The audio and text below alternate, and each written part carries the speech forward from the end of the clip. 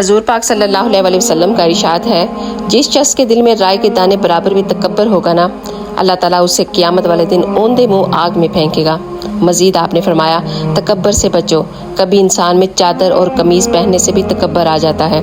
آپ صلی اللہ علیہ وسلم نے فرمایا، 3 قسم کے لوگوں سے اللہ سبحانہ و تعالیٰ قیامت والے دن کلام نہیں کرے گا، نہ انہیں نظر رحمت سے دیکھے گا اور نہ ان کے گناہوں کو پاک کرے گا، اور ان کے لیے اس نے دردناک عذاب تیار کر رکھا ہے، بوڑھا زناکار، جھوٹا بادشاہ اور متکبر فقیر۔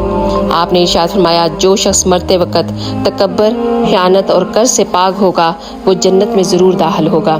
اور آپ نے فرمایا، فخری انداز جسے اللہ تعالیٰ پسند کرتا ہے وہ یہ ہے جسے کوئی شخص دین کے دشمن سے لڑائی کے وقت یا صدقہ کرتے وقت اختیار کرے، اور باطل میں فخر و تکبر کو اللہ تعالیٰ سخت ناپسند کرتا ہے۔